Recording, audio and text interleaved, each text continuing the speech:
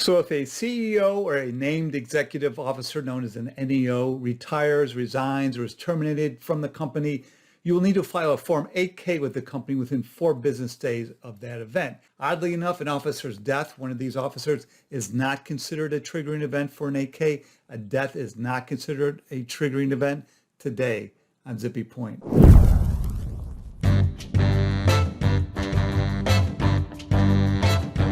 I'm Brock Romanek. I'm a big fan of yous. So looking at this 8K item, you can see item 502B, it's a fairly short item. It lists the types of officers that trigger a Form 8K. If they depart the company, that's when an 8K is due. So you make the NEO determination based on who is in that category, who is a named executive officer as of the last SEC filing in which you included a summary compensation table, your last proxy. I have a separate Vid-Guide about how you make that NEO determination, a link to which is beneath this video. What to disclose? The fact that it happened, the departure, and the date, each can pose a challenge in some circumstances, as you'll soon find out.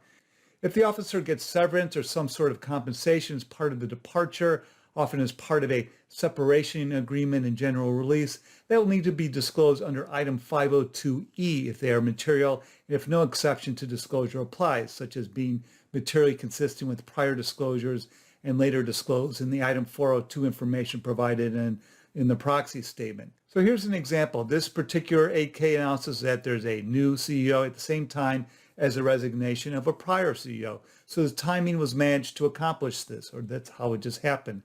It happened in a short period of time before the 8K was due for each event. And here's an example where the company discloses that it doesn't know yet who the new CEO will be, but that the old CEO has left and that they've hired a search firm to find someone.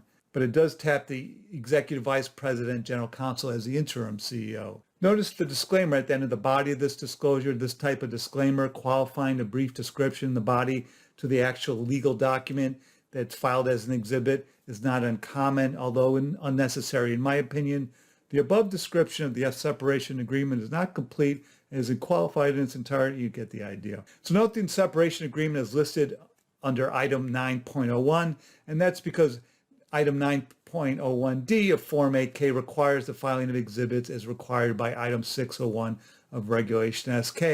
And in item 601 of SK, this employment agreement gets filed under exhibit number 10.01 under 601 of SK because it is considered a material contract. I have a separate Vid-Guide about what a material contract consists of. Death is not a trigger. So as I mentioned before, death is not a trigger for a Form 8K filing. This Corp Fin staff interpretation provides that the death of an officer does not trigger an item 502B 8K filing. It's one of the odder SEC rules, in my opinion, because it's clear that the market would want to know this information, that there's been a departure of an officer, even if it's death. But I imagine that the SEC feels compelled to take this position because the company has experienced a tragedy. Many companies do, however, decide to voluntarily file a Form 8K if there is a death of a senior officer. As noted in this example, it provides an opportunity for the company to express its condolences and tout the achievements and qualities of the dearly departed. This example discloses the death under item 8.01, that's a voluntary 8K, with the press release filed as an exhibit 99 under item 901 of 8K. So you can file an 8K with more than one item under 8K checked off within the 8K. So in this case, it's an item 801 8K, and then there's an exhibit filed under item 9.01, 2 different items. As I mentioned a minute ago, item 901D of Form 8K requires the filing of exhibits as required by 601 of SK, and in 601, Exhibit 99 is a catch-all numbering for the voluntary filing of exhibits. This example does it slightly differently. They make the press release reference under item 801 with the press release itself filed as Exhibit 99 under 901, but they also do include a sentence under item 5.02, even though death is not a trigger.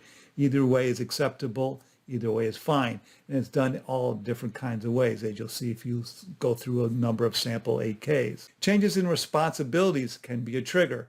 The termination in this 8K context includes situations in which officers have been demoted or have had duties and responsibilities reassigned such that they no longer function as that type of officer that's considered an NEO. or a principal accounting officer or a principal executive officer. So an 8K is triggered even if the officer remains employed by the company and retains a title. See, this Corp Fin staff interpretation for some gloss on this situation. It might not be a true demotion. There could be a merger where someone who was an NEO at the target gets their duties changed to an extent that the company knows that the person will no longer serve as an NEO come the next proxy statement. A larger company perhaps gobbling up a smaller company. Arguably, it might not clearly be a demotion at all. Maybe an NEO is being shuffled to serve from one NEO to another NEO position. It's fairly rare for that to happen, but it does happen. In that case, one of these 8Ks is still triggered. Temporary incapacitation can be a trigger. So as noted in my Vid-Guide about 9 things to consider if your CEO is sick in terms of disclosure. If your CEO is sick so that they can't perform their duties and they're incapacitated, that could be a trigger for a Form 8K under item 502B. And here's an example to consider of that. Determining the trigger date for a terminating 8K sometimes can be a challenge. The 8K obligation is triggered by the determination or agreement that the NEO will be terminated, not the actual termination itself. Since the disclosure can't be delayed until the termination is publicly announced, you may want to manage the timing of when you tell the NEO that they're gone.